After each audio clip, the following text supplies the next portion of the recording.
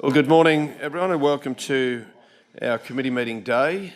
The first committee is, of course, Planning and Development.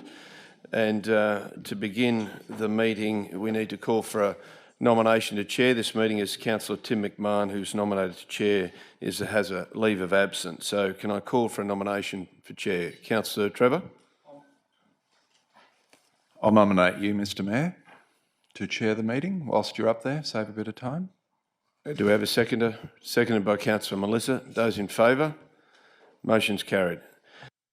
We will then commence the meeting, councillors, and acknowledge the Planning and Development Committee. So if you could jump online into Resolve and log in to the meeting.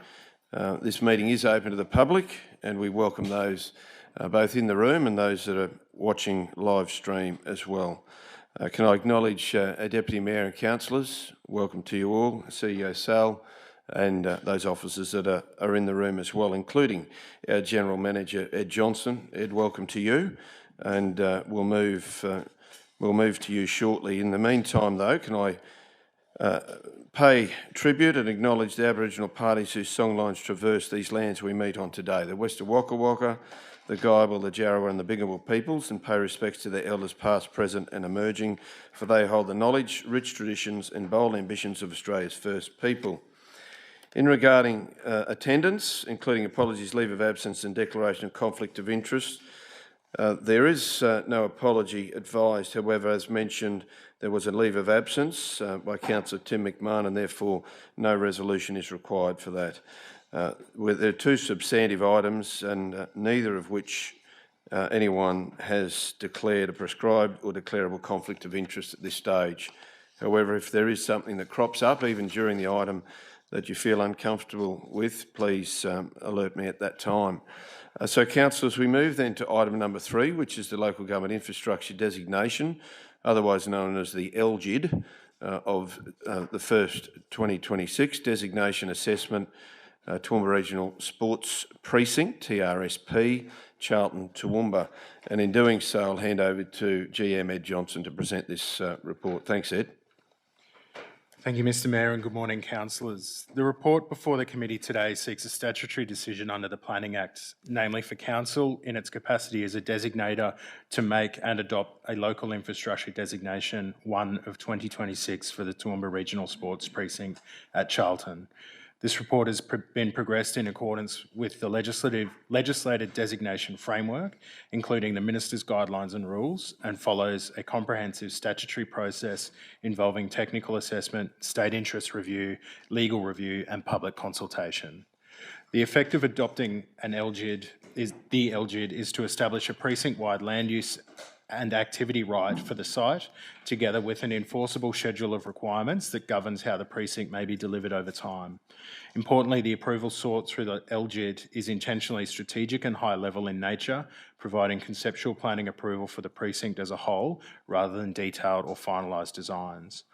If granted, subject to the will of council, the designation gives statutory effect to the overarching land use intent and spatial framework established by the endorsed master plan, while deliberately preserving flexibility in how, when, and to what extent individual elements of the Toowoomba Regional Sports Park may be delivered. This approach enables future decisions on scope, staging and investment in response to changing community needs, strategic priorities and available funding envelopes without the need to revisit the fundamental land use approval. In this way, the designation supports a long-term and adaptable delivery pathway, provided it remains compliant with the schedule of requirements. It's critical to note, councillors, that this decision is not one of project funding, project timing or staging, or operational matters. Those matters remain subject to separate council budget deliberations as progressed through the ECS group, capital works programming and project governance requirements. The decision before council, however, is a necessary statutory step in the overall delivery pathway, providing planning certainty and an appropriate regulatory framework to support the future development of the precinct. I commend the report to council. Thanks very much, Ed. I appreciate that. Questions? Councillor Bill? And then Councillor Melissa. Thanks, Chair. Through you to Ed. Ed, I get the intent of the strategic planning, master planning exercise. My interest lies within how that future land use and development ultimately connects with its surrounding, the surrounding infrastructure.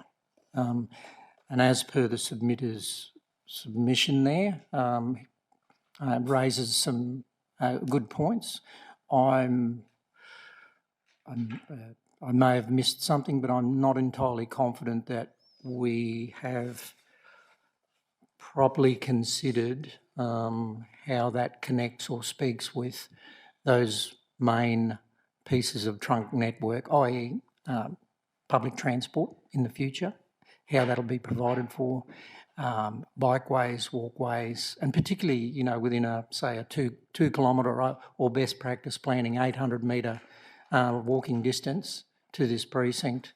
I think we need to consider those sorts of things in the very early stages. And the reason why I'm raising it, it's a long question, but the reason why I'm raising it is we ask a developer to consider the impacts to the adjoining area of their development, i.e. traffic management and the like.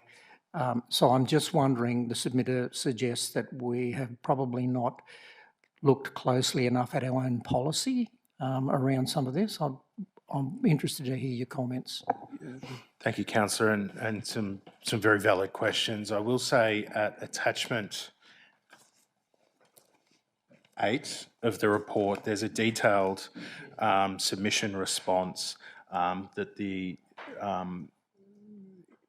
entity, those within this organisation that sought the designation provided in support and in response to some of those issues raised. I think it's quite important within the context, and particularly with reference to, say, developers and what we would do as a normal case of business if a developer came to us and asked for, in effect, a similar thing. It's really important to draw, I guess, a distinction between the two types of approval that are being contemplated here.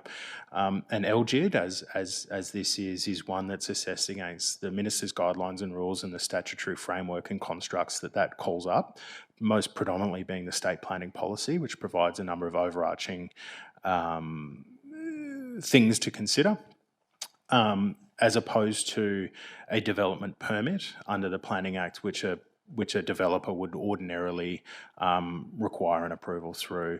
The level of detail provided within both of those applications is starkly different, and that's why at this point in time, and as the development of the Charlton Sports Park presumably rolls out in time, there'd be elements that are considered as detailed design progresses through the infrastructure entity, and as those externalities are known both within context, that is to say, is there a public transport network established that is there to be connected to at the point in time that aspects of the development that necessitate that rollout, as well as the requirements contained within the schedule of requirements within this approval. So I absolutely take your point and understand, I guess, how are we connecting? The assessment has provided or has revealed that there's a level of detail sufficient there that passes the test to issue or to recommend issuing a local government infrastructure designation, because the approval framework or the assessment regime calls that up to that level of detail. How that plays out in time will be a matter for the designation, for the infrastructure entity, to work through as development plays out. If I may... Follow up, Councillor Bill? Yes, please, if I may. Ed, my reference to development was more along the lines of what we used to call, I still call them a 242, a mini planning scheme within the planning scheme. Yep. And that's very much a high-level master plan, and it's around the land use planning. So that was my reference there. And there has to be a degree of rigour put into that. So maybe, and I'm not requesting as an individual, but more suggesting that as part of our strategic discussions and sessions that we will have in the future, Sal, this may be an item where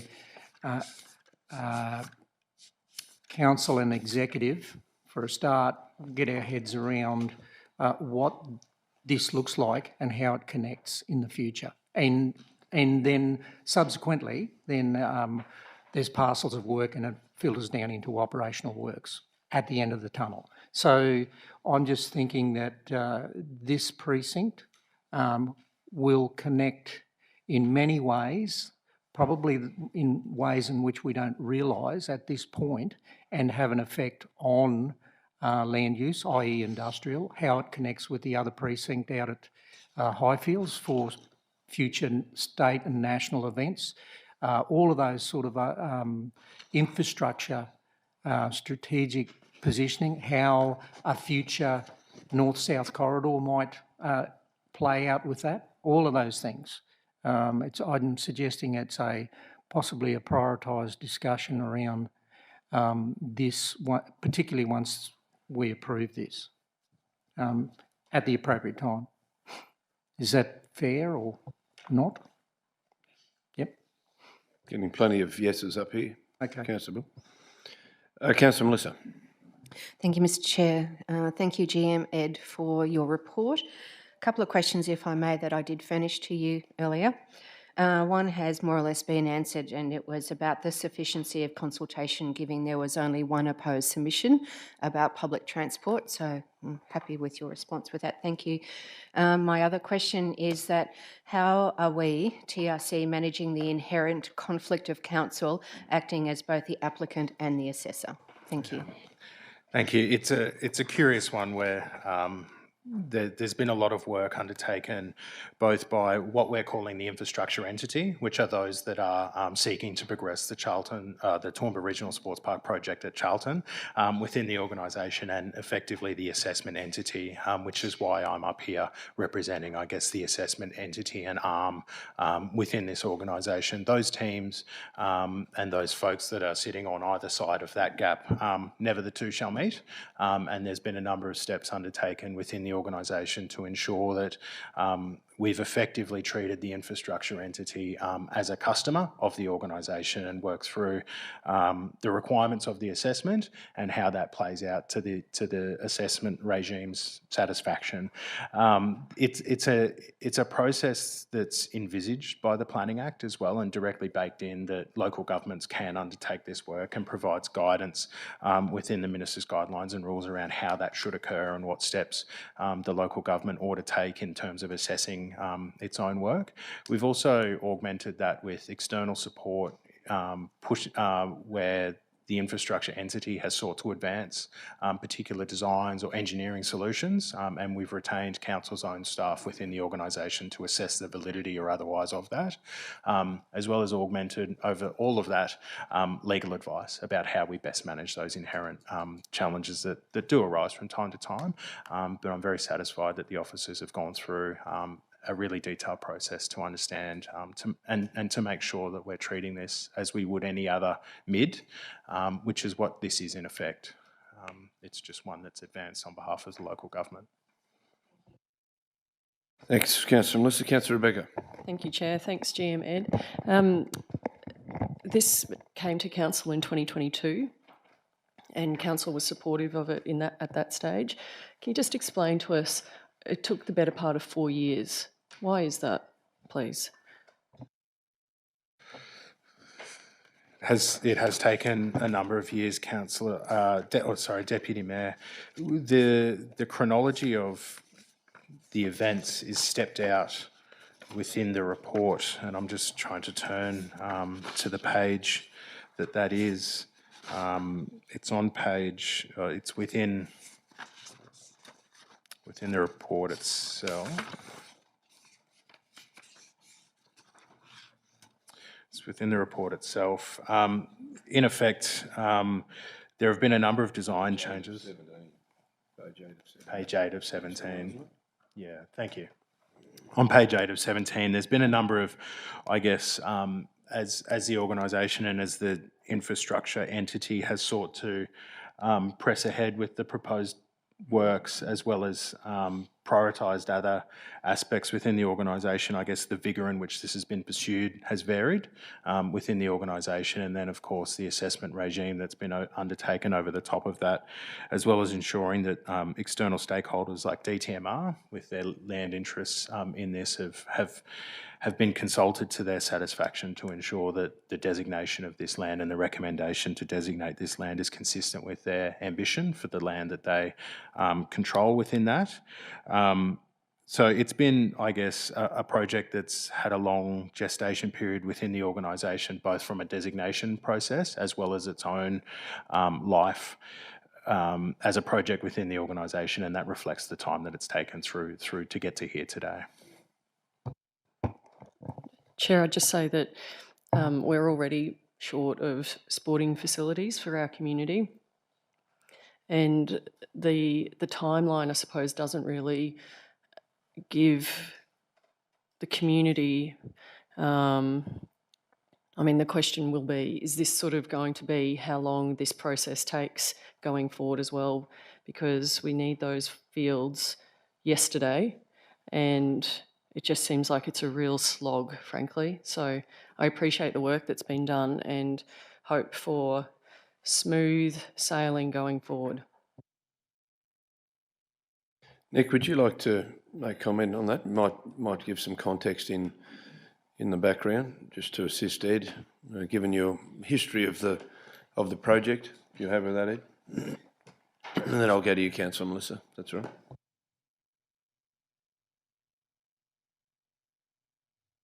Good morning, councillors.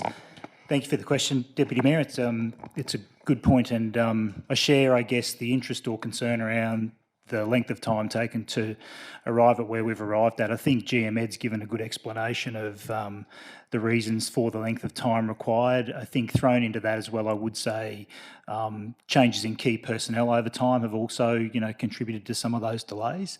I'd like to give some assurance, however, around concerns for the community, and that is that throughout this process, and today is a very, very important milestone, and hence why I'm here. I'm very excited about the prospect of this being approved today. But throughout the process in parallel, we have been continuing with the design process, so working through concept schematic design through to detailed design. So once we get the approval, we are ready to hit the ground running, so to speak, subject to funding availability, and we'll be in a position to see some on-ground outcomes. Councillor Melissa, then Councillor James. Thank you, Mr Mayor. Just following on from Deputy Mayor's question, do we know what the trigger points are for each stage going forward?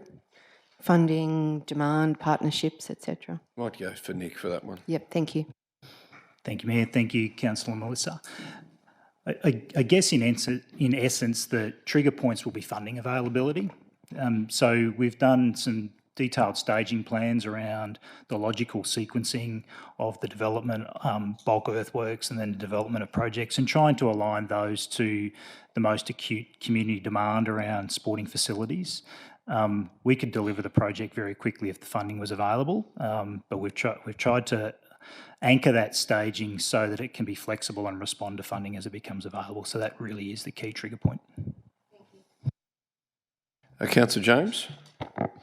Yeah, thanks, Mayor. I think, to be honest, probably the last answers probably have answered the questions I was going to ask, just around assurance of where we are with the projects. I think the only thing I'll add to it is I think the Deputy Mayor's words are right. I mean, it has been a slog. We're aware of the situation we are, and we are very, very, very aware of the pressure that we have on sporting fields and the importance, obviously, of this facility. So, yeah, you're right. I think today is a really important milestone, but I think it's, again, just another opportunity where we're here today, we're sort of speaking, saying we're asking for funding around this. We're there knowing the importance of it and hoping that we can see funding externally and obviously as well with the pressures we have internally. So I think it is an important milestone, and so I'm not sort of just wasting time. I'm happy to move it if there's no further questions.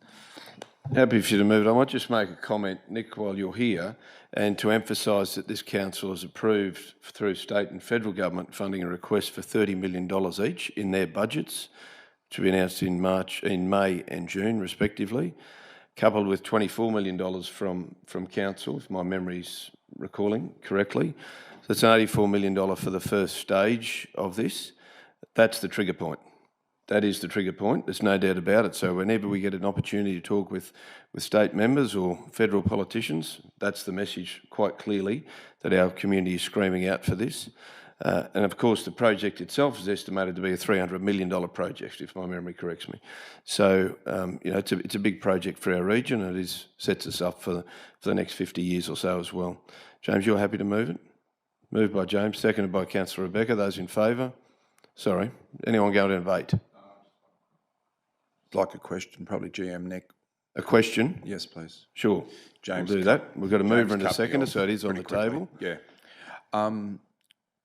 Parking spaces, I know Councillor Bill's brought up about public transport and active transport, and that will get better and better over time.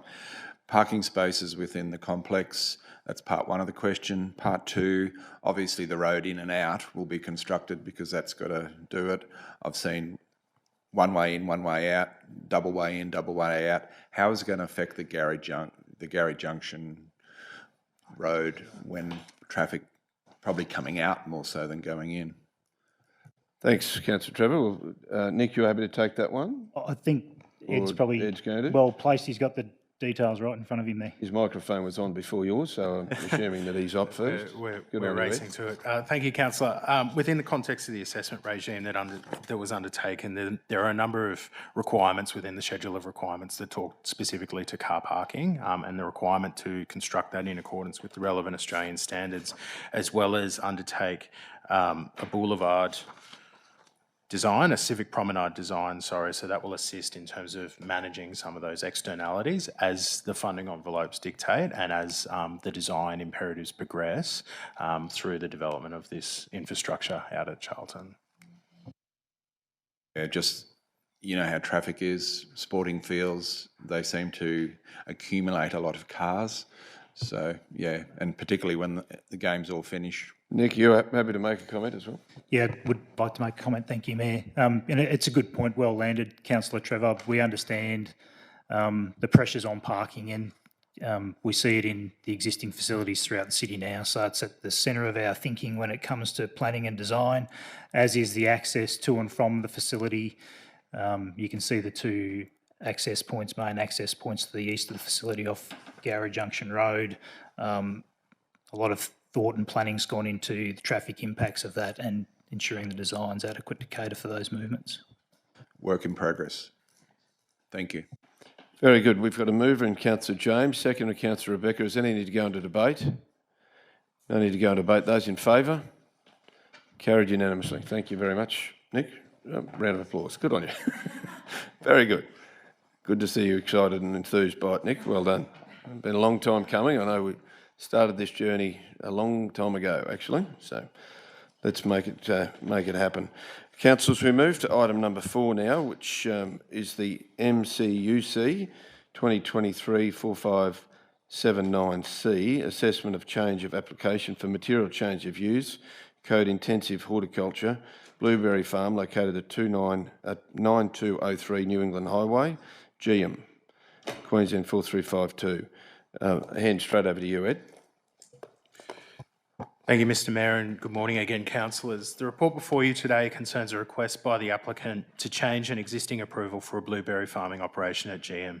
Importantly, what is before council is not a new development application and not an expansion of the approved use, but rather a request to revisit how and when certain components of the approval are delivered.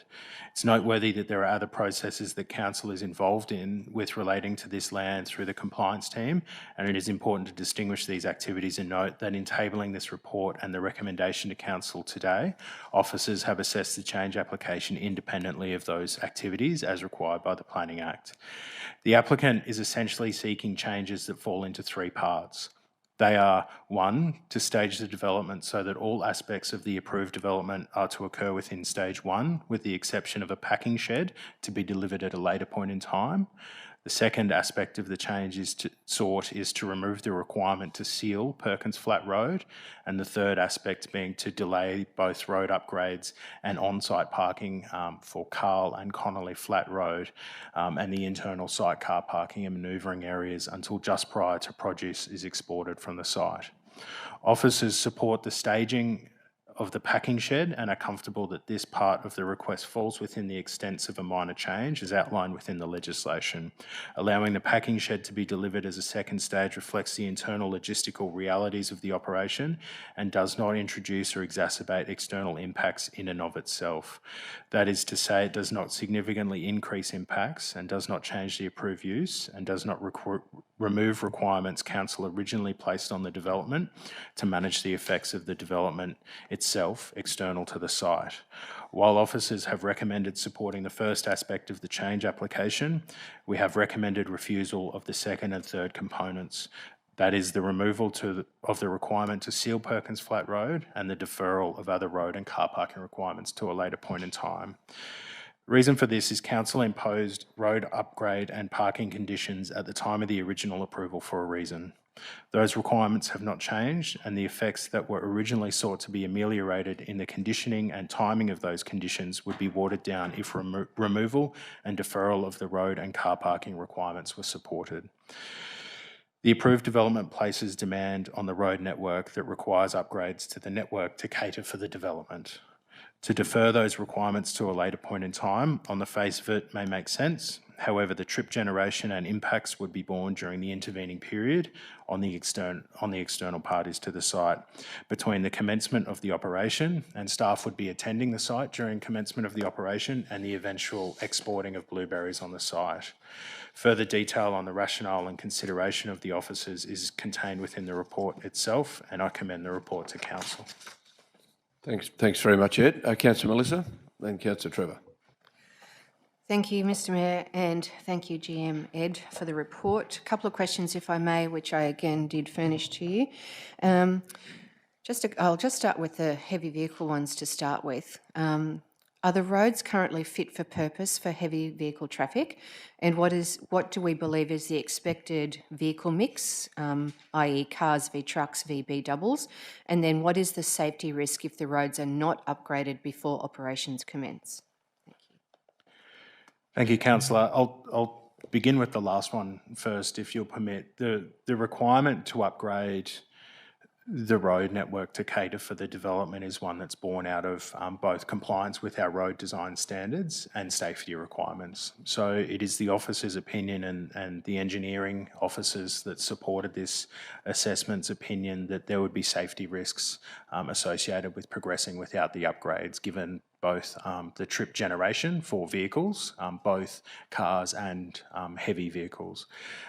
Those safety risks include anything associated with driving on unsealed roads, so accidents, dust, water, damage to the road infrastructure as a result of large rainfall events, and then the requirement for council to come in and ultimately fix that damage, exacerbated within the context of a heavier usage on those roads as a result of the development. For that reason, we've suggested in the original approval, and council approved that, to require those upgrades, and we haven't seen anything that changes or persuades the officers, in our technical opinion, that's different between what was originally approved and what was put before us today.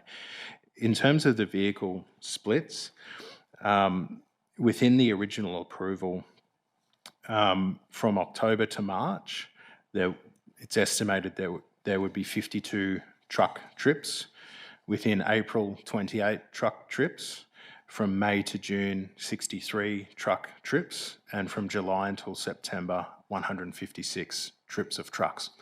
That's as a result, presumably, around the growing times and the harvesting times associated with the operation itself. For cars, within the original approval, some 780 from October to March, 280 within April, 720 from May to June, and 1,300 from July until September. And that's as a result of the staffing component, which we presume would drive private vehicles and cars as opposed to trucks to the site. I hope that assists in answering the question. Thank you. Do you have a follow-up? No, that's all for the time. Councillor Trevor? Just a couple clarities. With the packing shed, you've recommended that go through. When is later? We haven't, within the suggested in attachment 3, the recommended conditions associated with it, what we've put there is that stage 2 comprises that packing shed, and we haven't specified a time, and that the intent of that is to allow for that to occur as the demand on site and as the farming operation demands a packing shed to be established. We've recommended that flexibility so that as the operational needs of the site, internal to the site, demand that, that would be constructed at their point in time that they require. The reason for that is one that the timing of construction of the packing shed within the context of the other elements that have been sought for approval and the impact that they have on the external infrastructure networks to the site, we don't see through our technical assessment a deferral in time for the packing shed would have any greater or significant impact on those external features of the site, and therefore we've said, well, at one point in time, council approved that packing shed to be constructed, and we've now taken a view that the timing of that construction is immaterial to the broader challenges that exist with this site, and those broader challenges that exist, we've maintained the existing position within the approval for timing of construction because those impacts need to be ameliorated at that point in time. We don't see the packing shed introducing new impacts in and of itself. Okay, can I grab a part 2? Exporting, does that mean exporting from that facility to their other facilities, or is that exporting from there to overseas? We've taken it exporting from the site. That's just adding clarity because exporting to me would be. So, and you mentioned there was the truck comings and goings. Is that projected or is that actual factual now? That was projected within the original assessment for the now approval. So that was material provided in support of the original application. Thank you. Thanks, Councillor Trevor. Councillor Bill? Thanks, Chair. Ed, back on the packing shed. I get the intent of the officer's recommendation. I'm just wondering the same thing, the timing of that. And the reason for me asking that is being mindful of primary processing of and packaging of produce on farm or on site may very well reduce the amount of truck movements. Called food mileage is an expensive thing for any primary producer. So I'm also wary that if that is delayed or left go too long, there may well be more traffic movements unnecessary when a facility can process on-site that package, and therefore the amount of truck movements, they're the serious ones, the heavy vehicles, may very well be reduced. So to leave it open-ended, I've got some reserves. I would think that, you know, we're not telling someone here how to do their business, but it's a well-known, proven fact that on-farm processing and packaging not only is a benefit to the primary producer with food mileage costs, but also minimises the impacts to council road network, because we will own and operate and maintain these roads. So I don't know. I'm wondering if there's an ability to put some sort of time frame on that within that second stage as a priority. I'll let Ed answer that question, Bill. If council's minded to, they absolutely can. We would seek to amend the conditions package to include a timing requirement that council sees fit to place on that packing shed component. If that's the will of the council, I have absolutely no issue with being able to do that through the team.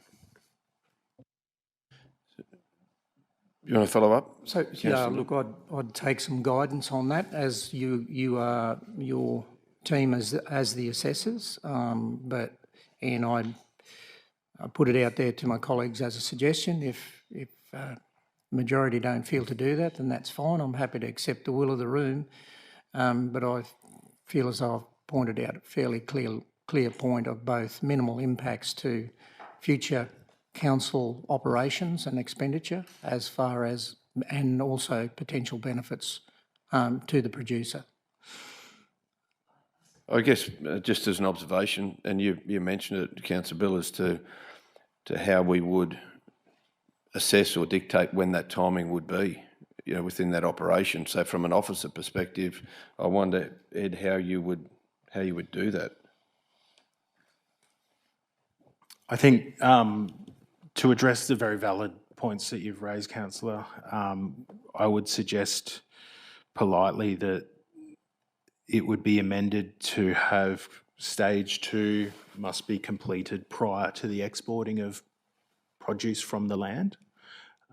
That is to say, the impacts that you've raised and rightly pointed out are born as a result of exporting.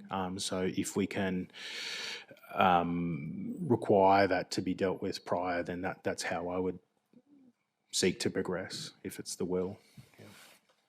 That may well have provoked some more questions, that comment, I think, Ed. So if you're right, Councillor Bill, we'll park that for the time because I'm thinking that there might be more questions on a similar vein. Councillor Edwina, then Councillor Carroll. Yeah, I'm just, thanks, GM Ed. If we do put a condition on exporting from the shed within a certain time frame, they've already started exporting. Like they're already, the farm is in operation.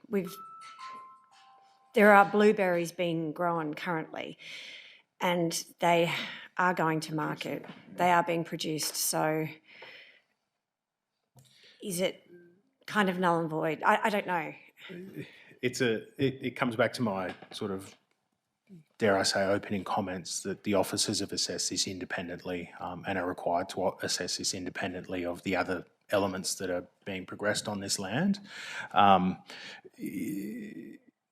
I acknowledge that there is compliance action afoot.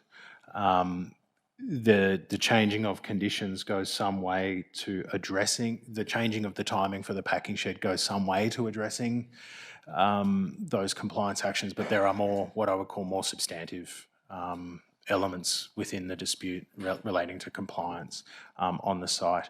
To adjust the timing of the condition to prior to export of the produce from the land, if they're doing that, then we would require, as a result of this, for that construction to occur prior to that, construction of the shed to occur now. Now that is the current state as well. That requirement exists today. So there would in effect be no change to the timing requirements insofar as that I believe the current requirement is that the packing shed must be completed within 6 months of the development approval taking effect. Now the development approval took effect a lot longer than 6 months ago. So there's clearly a disconnect there that is being worked through by other areas of the organisation separate to this. Thanks, Councillor Runa. Councillor Carroll. Thank you, Mr Mayor. I'll be very careful what I say. There's been 2 crops at least taken from there now. I support the original requirement standing. Thank you. Thanks, Councillor Carroll. Councillor Rebecca. Thanks, Mayor. I've already sent questions to Ed, but General Manager Ed, but I wanted to pick up, firstly, if I may, on something, General Manager, that you just said in relation to Councillor Farquhar's question about the packing shed. And you said the condition that we're considering today goes some way to addressing compliance issues. What does that mean, please?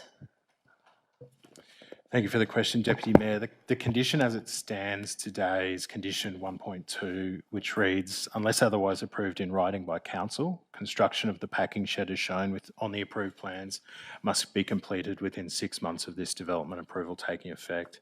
It's my understanding, although I don't have the original date of the approval, it was approved on the 18th of September in 2024, which is in excess of 6 months ago.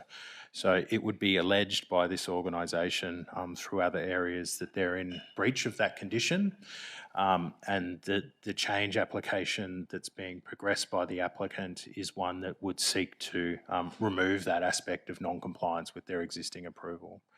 Now, does that affect the other elements that are underway within the organisation and the other compliance efforts that are underway? I think they're in the broadest of terms, and without being able to speak in detail as we've considered them independently of each other, I would suggest that there's a neutral impact on that compliance action, that it's neither, albeit at the face of it and in isolation, it would remove that aspect of non-compliance. I would suggest that there are other areas of non-compliance with that approval that are far more significant and have far greater impact that are being progressed by the organisation. And for that reason, I would say this is a neutral within the progression of that compliance action.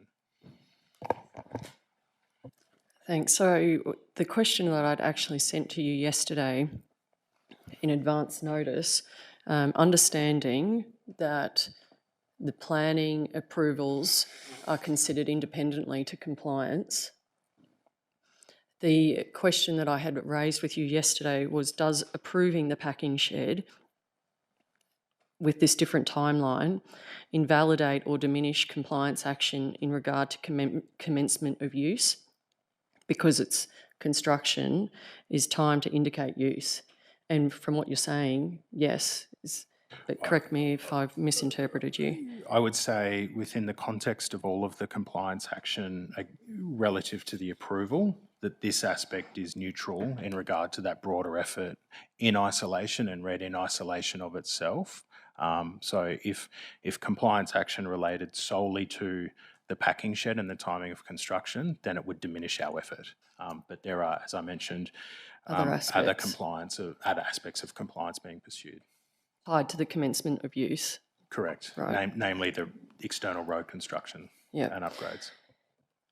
I think there's going to probably be some more consideration of that timing, Mayor, but my second question actually is in regard to the roads, and to understand, because neighbours are concerned that they're going to have to foot the bill for fencing to keep livestock in, but for the approval of the development of and the construction of those roads, they wouldn't have had to do. And so through you to the General Manager, what of that impact to neighbours with the construction of road and the necessity of fencing to prevent livestock going out onto those newly developed roads, what impact does the proponent bear in relation to those neighbouring fences? Thank you for the question and an important point. The form, function and layout of future construction and upgrades of roads is one that needs to be determined as part of the operational works assessments that are underway. It would be the expectation of officers that the construction of the roads as required by the development here is one that's at the applicant's cost. That is to say that the cause for the upgrade is by virtue of the applicant's work, and therefore that they would be responsible for those costs. That would be our starting position. We're also, given the circumstances here, looking to validate or invalidate that position, and that work is underway at the moment. So as part of those operational works, does the construction of the roads include the construction of fencing? I think it would be... In an agricultural area, in a rural We would have area. to see where the road casement and pavement is, and then the relative set-off distances to infrastructure being fences. Now, where those fences are, they're existing elements.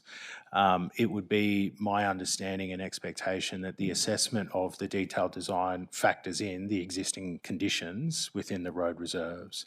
So if the road pavement if there's a way in which road construction can occur that minimises the impact to existing features on the land, we would progress to do that as long as it's safe to do so. Sorry, Mayor, through you. GM, can you just say that again? I didn't really understand what you were saying. Sorry. So we would assess detailed design when it's put to us based on what exists on the land today and seek to advance through the assessment of that a road design that minimises impacts to existing infrastructure and features on the land. So we would look to minimise requirements to change fencing arrangements if it's safe to do so, minimise tree clearing to the extent we can with set-off distances and everything else, and any other infrastructure that exists within that road reserve. I can't say how that will play out because we don't have those designs before us, and I don't have the detailed engineering feedback around design speeds, curve radii, and crossfalls that impact all of those distances. So the principle is that we would minimise any disruption to the extent that we can through that assessment at operational works phase. And anything outside that minimisation, whose responsibility is that? My expectation would be that that is at the cost of those doing the works as required. So Proponent. the proponent. Thank you. Okay, and that would be covered through the operational works area. Councillor Carroll. Thank you, Mr Mayor. These are road reserves and they would be using those for pastoral. I actually am quite concerned about this because it could end up, unless we're, I will state that this operation has been operating for at least 2 seasons and these things are already happening. The new roads that are there, these people, the people surrounding would be legally using those road reserves to pasture out for pasture, and there would be existing fences. So I would really want to be reassured that there is not going to be an ongoing civil case for people there because the fencing costs are quite extensive these days. So it's something I didn't think about, and I think it is a huge impact on people who have existed there for a long time, and this has appeared, and now suddenly they're going to be left. I do believe that if they want to contain their stock, somebody's got to construct the fences, and it'll have to be them, I believe. So I don't know how we cover that, with all due respect, and thank you, Ed, for those comments, but they don't sound firm enough for me, and they don't reassure me. Thank you. It's probably, before I go to you, Councillor. I might just add, if council does something like that, then we pay the costs. If we put a road in somewhere and we disturb someone's driveway or something else, we have to construct it at the same level or a better condition to what we found it. So I'm just not sure how this is. If that same thing occurs and same standard is required, and I can be reassured about that, then I'll let this go. But otherwise, I see this as being a huge impasse on those landowners. Thank you. I might just ask Ed to make comment on that final point, Councillor Carroll.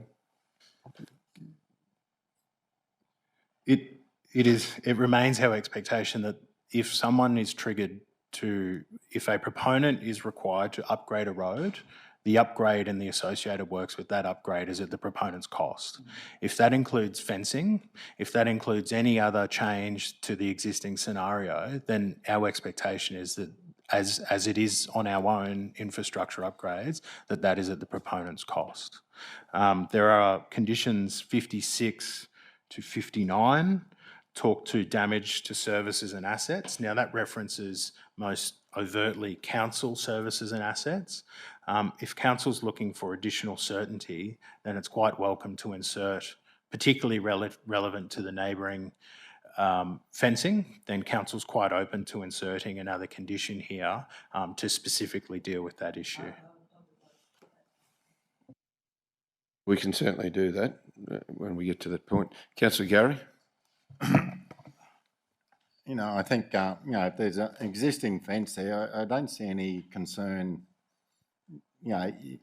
Contractors don't go and knock over fences. You work within the road reserve. That's a law where, if there's a fence there, they're not going to knock it over. unless they replace it. Like you just don't do that. It's just not. Eh? Yeah, I'm just saying, I think we're talking about something that's... Yeah, you're talking about the practical on the ground. But practicality I guess, doesn't, yeah. I think what the councillors are after is some comfort that exactly what you've said does actually happen. Yeah. So what we're doing is Ed's just putting a couple of words together. Condition 60, which is any changes to fencing or neighbouring infrastructure is at the developer's cost. Right, so that's condition 60. So we'll include that in the recommendation. Sorry, Ed, I've taken your piece of paper. Did you need that? Okay, Councillor Trevor. Just a question regarding the initial approval, which was on the 18th of the 9th, 24, with the shed. They're obviously in breach of that. What happens with the breach? What do they get fined? What happens?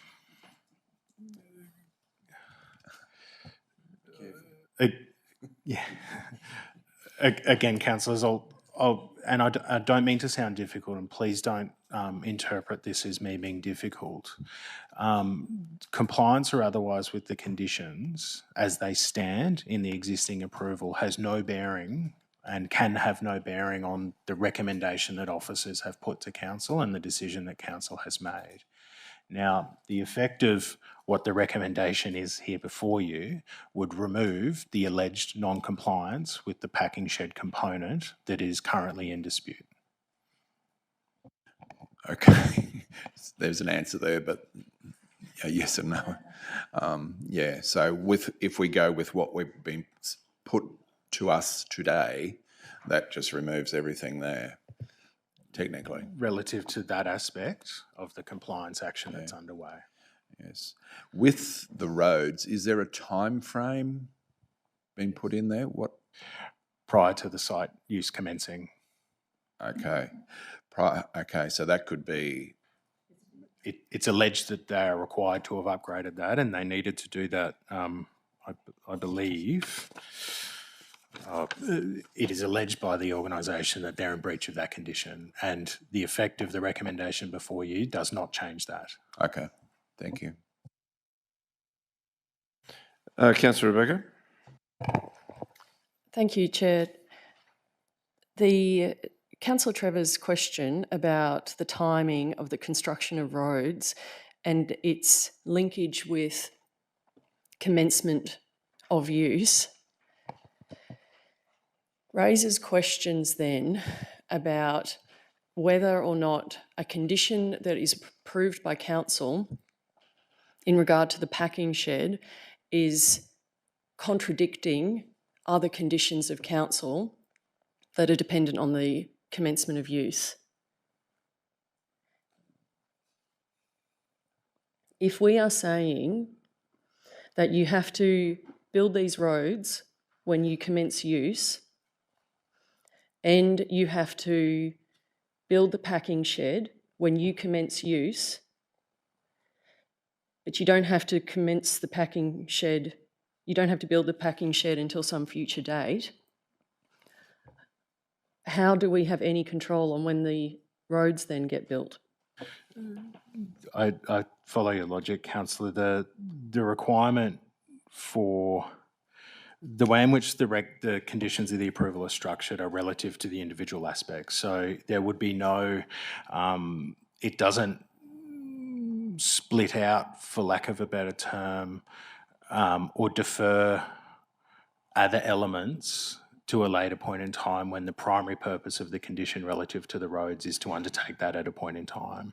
By removing the packing shed component of that to a later point in time doesn't impact any condition timing relative to the major aspects of the approval. It deals with the packing shed in isolation. All other aspects of the approval have to be undertaken as required by the conditions and the timing contained within those conditions. So pulling the packing shed out doesn't impact or cause, in the officer's view, any unintended consequences relative to timing for those issues.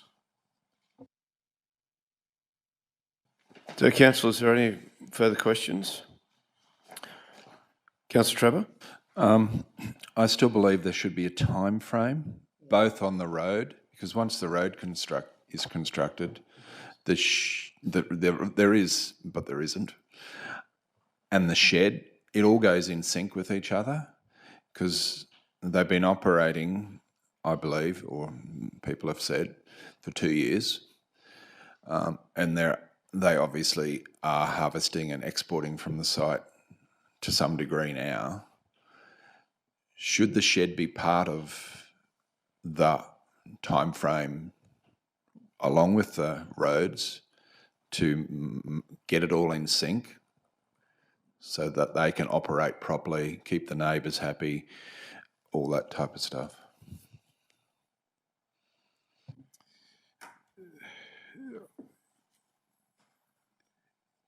It is within the effect of what you're saying, councillor, and I understand what you're saying, would be that council refuses the change application in its entirety.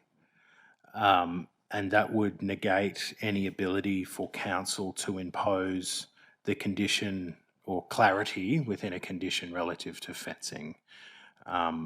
So you can't refuse aspects of a change and introduce a new condition, which would be a new condition relating to fencing infrastructure and changes at the developer's cost. You can't, it's either a refusal in its entirety or a part approval acknowledging there can be a timing introduction for the packing shed component as well as dealing with the fencing component from a statutory perspective.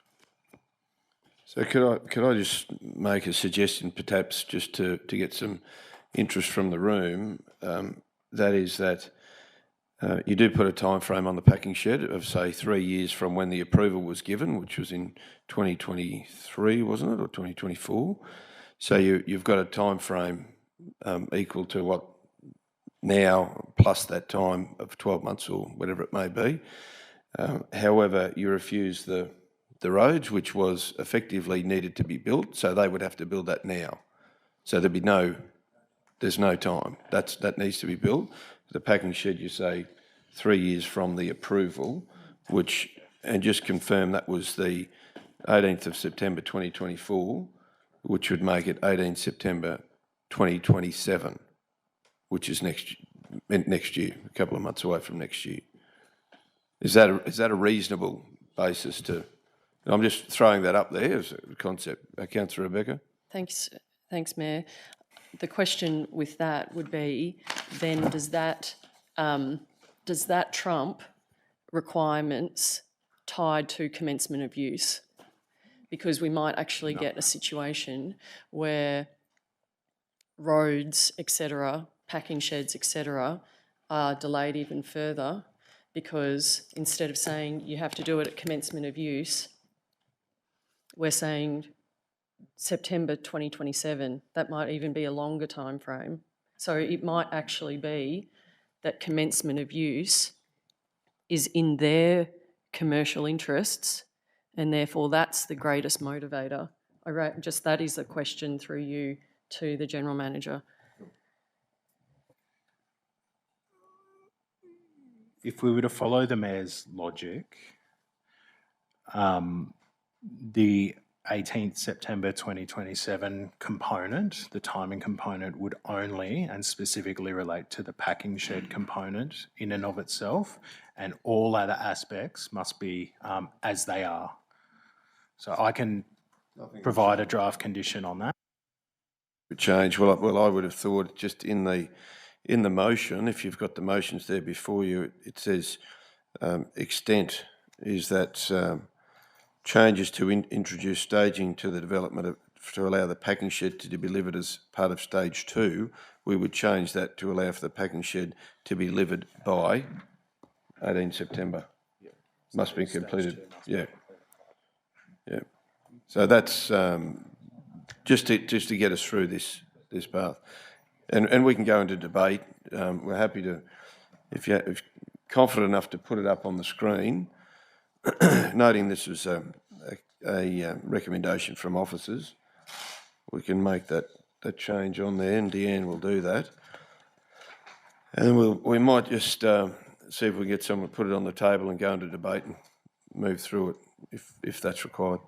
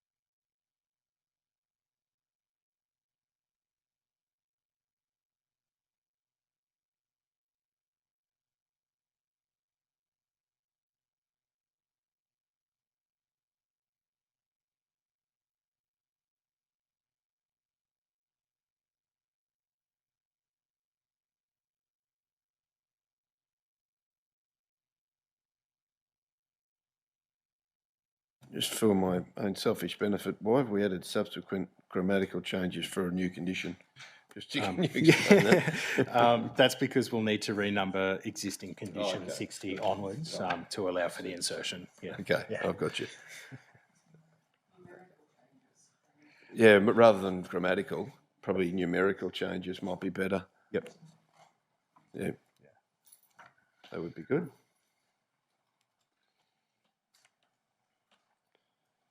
Councillor Bill? If there's no further questions, I'm happy to move that. Okay, happy to move by Councillor, have a seconder, Councillor Trevor. Any need to go into debate? If not, I'll put the motion. Those in favour? I don't propose to read it all out again. Those against? Thank you. That motion is carried. I think that's it, isn't it, for you?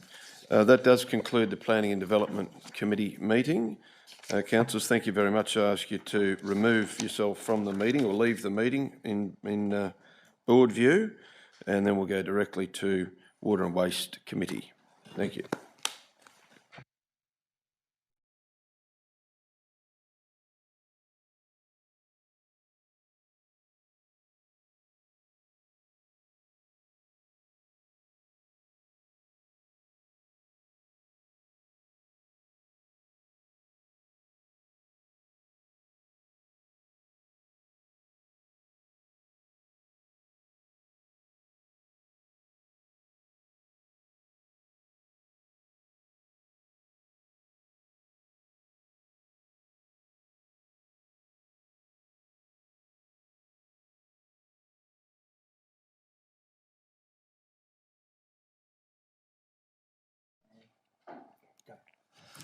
Good morning, folks. Welcome to the Water and Waste Committee meeting for Toowoomba Regional Council for April 2026.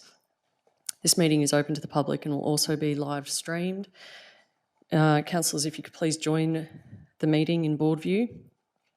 I acknowledge the Aboriginal parties whose songlines traverse these lands we meet on today, the Western Waka Waka, Guyabal and Jarrawa peoples, and pay my respects to elders past, present and emerging. There are no apologies that have been advised. There is a leave of absence for Councillor McMahon. There's no resolution required. There's no items on the agenda. And so with that, I close the meeting. Thank you.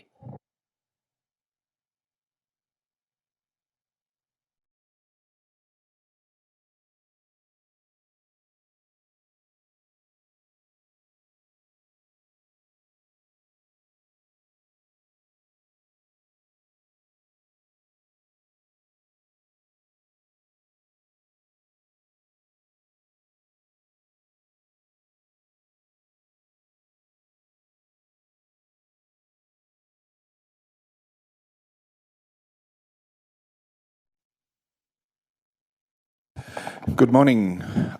Welcome to the Infrastructure Committee meeting of Toowoomba Regional Council for the 14th of April 2026. This meeting is open to the public and is also being live streamed.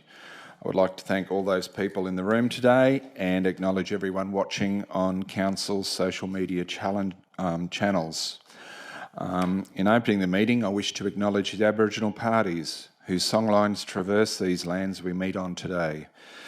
The Western Waka Waka people, the Guyabal and Jarrawa peoples, and pay respects to their elders past, present and emerging, for they hold the knowledge, rich traditions and bold ambitions of Australia's first people. Attendance and apologies. We have no apologies for the day, but we do have a leave of absence from Councillor Tim McMahon, and there's no prescribed conflicts of interest or declarations of declarable conflict of interest. I'll now go to item 3, and I'll ask Marie to walk us through that, which happens to be walking network plans for Pittsworth and people.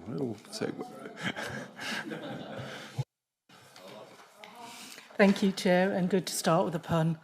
Councillors, I'd like to present to you a report covering off the walking network plans for Pittsworth and Westbrook.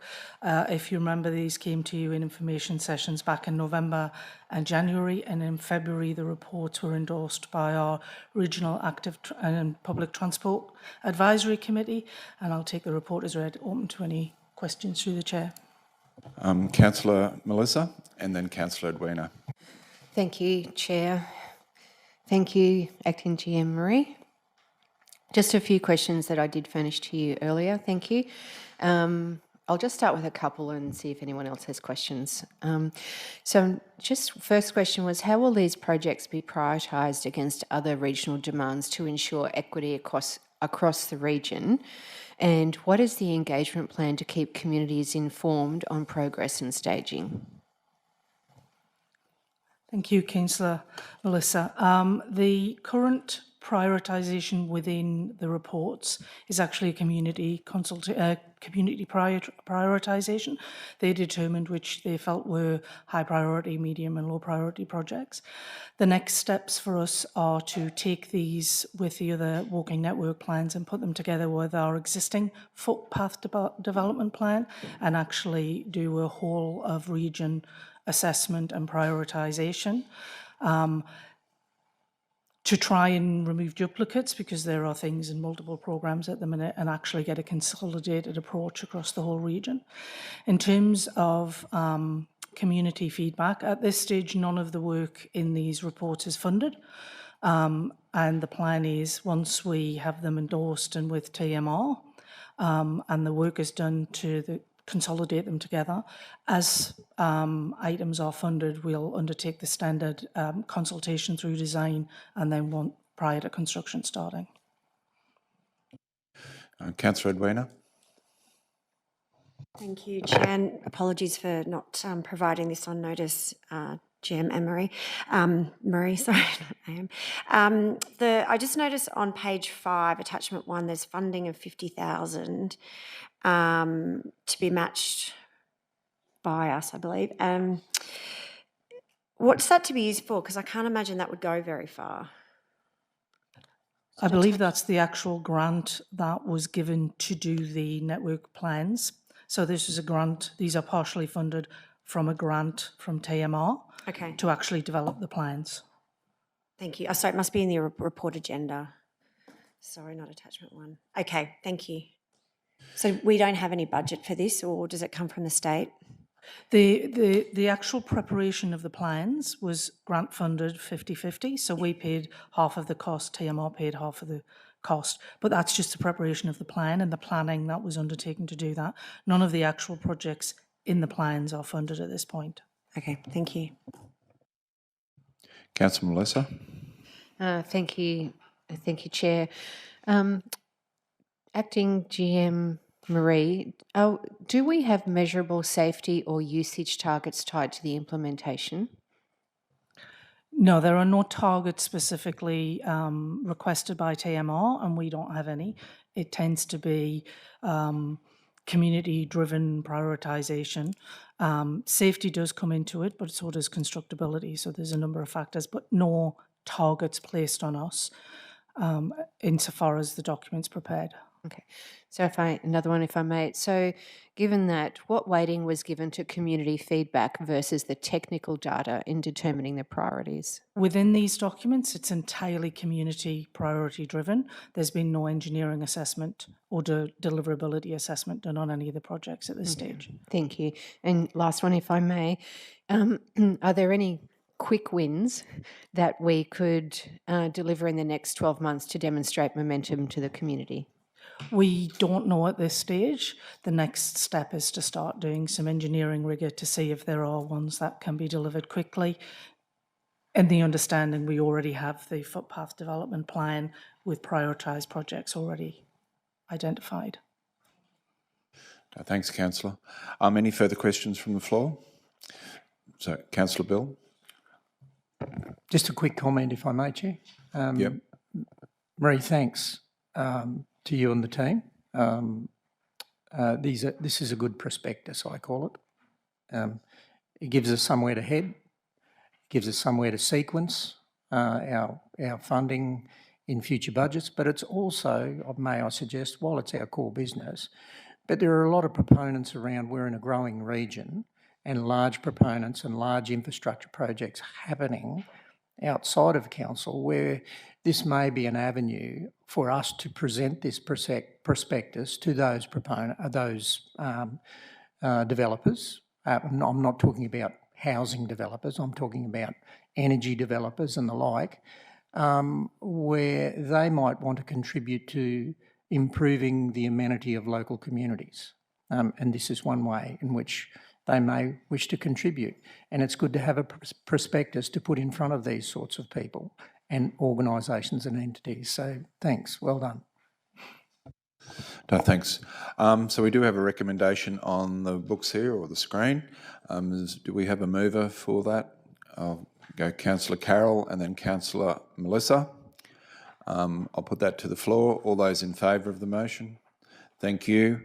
With that, I will declare the conclusion of the Infrastructure Committee meeting for the 14th of April 26. Thank you. We might just have a 10-minute break now before the next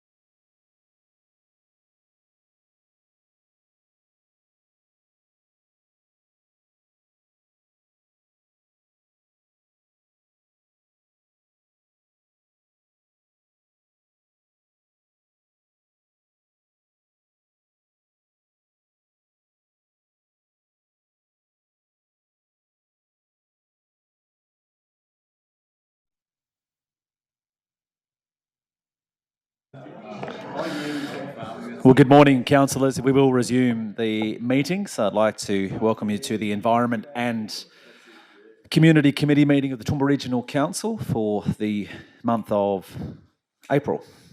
The meeting is open to the public and also has been live streamed. So I'd like to thank those in the room with us today and those watching online. Can I acknowledge CEO Sal Petrosito, General Manager Environment Community Nick Hauser, as well as our officers, which we'll hear from shortly, in Hugh Dunn and also Chris Theodosis. Why I'm forgetting names is a concern. I've known you a long time. So, but welcome to all of those. Can also acknowledge Mayor Jeff, Deputy Mayor Rebecca, and fellow councillors, but in particular can I acknowledge those that sit within the portfolio of Environment and Community. So to Councillor Melissa Taylor, to Councillor Trevor Mantoff, Councillor Bill Carl, and recognising in his absence Councillor Tim McMahon. Can I also just quickly, before we move into formalities as well, just a shout out to our youth team. It is Youth Week, which is actually Youth Weeks.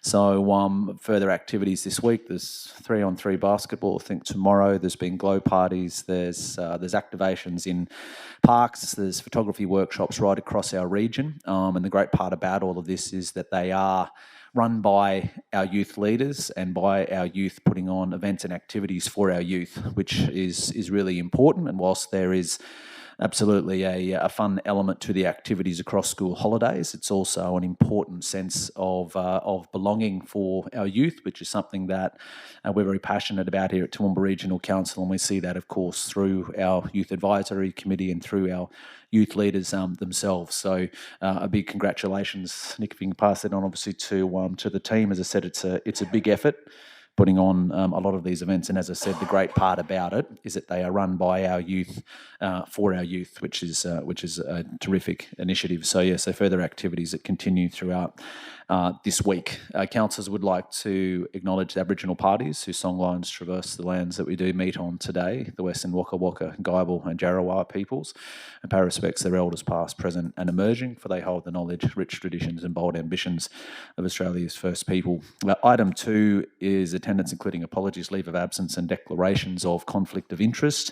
Apologies nil advised, but noting a leave of absence for Councillor Tim McMahon, which we don't require any resolution, and we have at this stage no declarations of prescribed conflict of interest or declaration of declarable conflict of interest. At this point, before I move on, if anyone has any that they need to raise, opportunity now, but again, throughout the meeting, if that does arise, we can do so.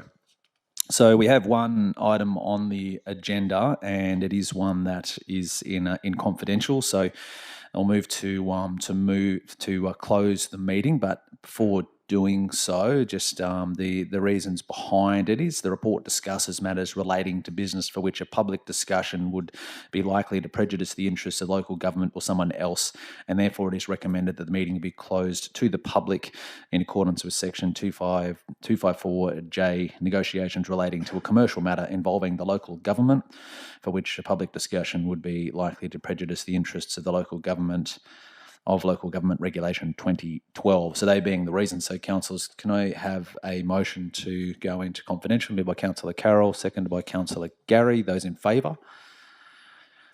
That is carried unanimously.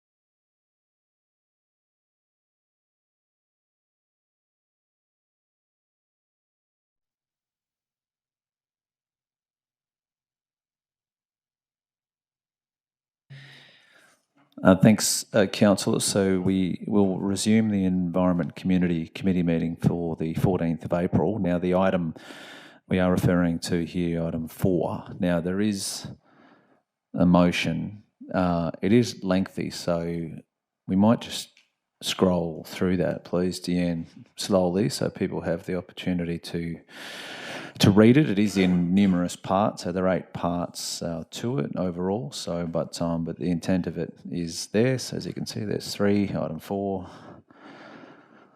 which has several dot points to go along with it as well. 5, 6, 7. I think there's one further below that. Deanne, I think is there another? Yeah.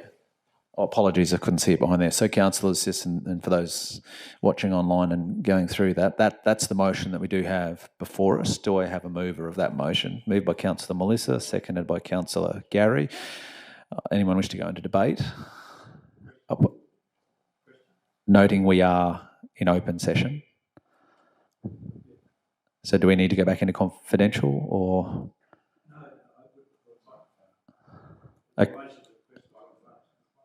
Okay. Just an explanation of the development reserve. For what purposes can those funds be used? What are they normally used for? Thanks, Councillor. I'll go first, and GM Corporate Services Anne-Marie's in the room as well. So typically the development reserve is benefited by the proceeds of sale of land like this, and then it's used for acquisition of other lands as those opportunities arise and the need arises. So councillors will recall in December some decisions around other acquisitions. They were funded from the development reserve. So it sits there and accumulates and benefits from the proceeds of sale and is available to council as called upon for other property acquisitions. I presume by resolution of council, those funds could be used for other purposes if need be. Yeah, that's correct. Thanks, Councillor Shine. So, council, there's no reason to go into debate in terms of that motion, which is before us here. I had a mover and a seconder from memory, Councillor Melissa and Councillor Gary, mover and seconder. So I'll put that motion to the floor. Those in favour? It's carried unanimously. Thanks, councillors, and thanks Chris, thanks Nick. So that concludes the Environment Community Committee meeting for the month of April. And now, happy to go straight into the next one, if you don't mind. So corporate services is our next one. So exit out of that meeting, councillors, and go straight into the next. We have Councillor Tim McMahon as the chair of corporate services. How I'd like to call nominations for someone to be chair of that. Councillor Melissa. Thank you, Mr Mayor. I'd like to nominate Councillor James O'Shea. Thank you. Do I have a seconder? Second by Councillor Gary. Those in favour? Motion's carried. Hand over to you, James. Thanks, Mayor. Councillors, we'll just...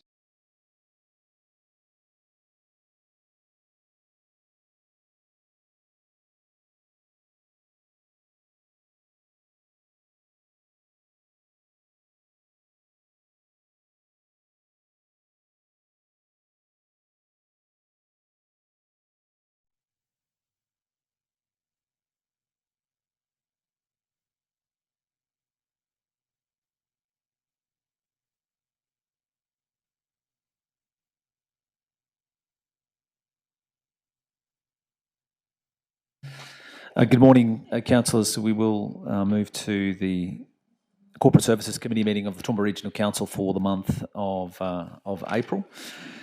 I'd like to acknowledge the meeting obviously open to the public and also being live streamed. So I'd like to thank those in the room with us today and those watching online. Welcome to the CEO, Mr. Sal Petrosuto, the General Manager of Corporate Services, Anne-Marie Johnson, to Deanne as well at the front. Thank you for your support today. I'd like to welcome councillors to the meeting, acknowledging the Mayor, Deputy Mayor and fellow councillors.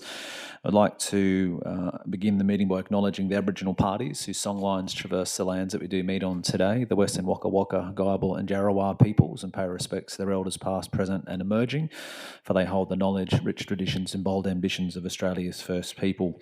Now, councillors, item 2 is attendance, including apologies, leave of absence and declarations of conflict of interest. So apologies nil advised, noting a leave of absence for Councillor Tim McMahon, but no resolution required.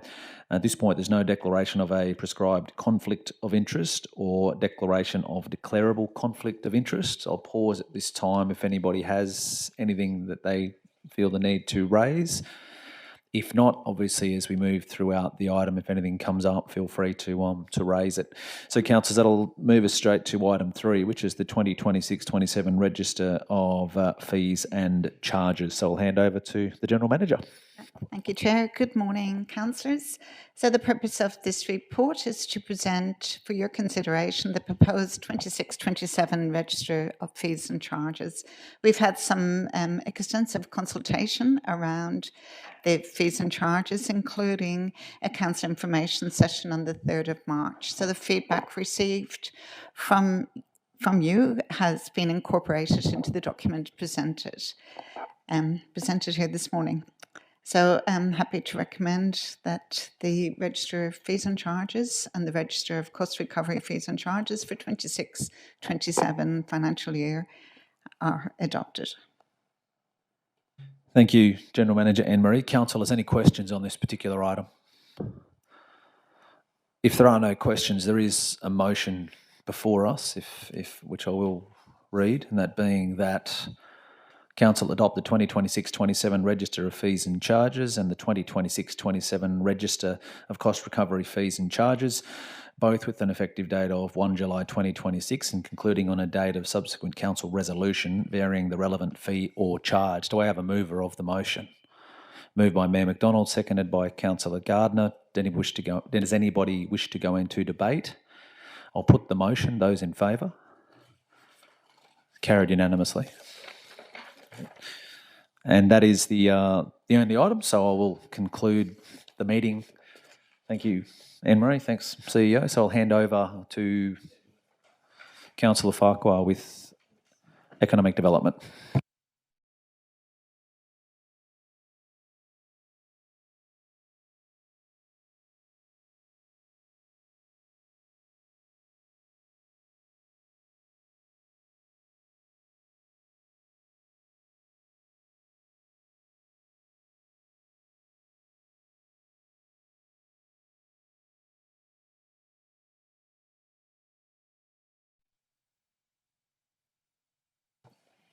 Good morning and welcome to the Economic Development Committee meeting of Toowoomba Regional Council. This meeting is open to the public and will also be live streamed.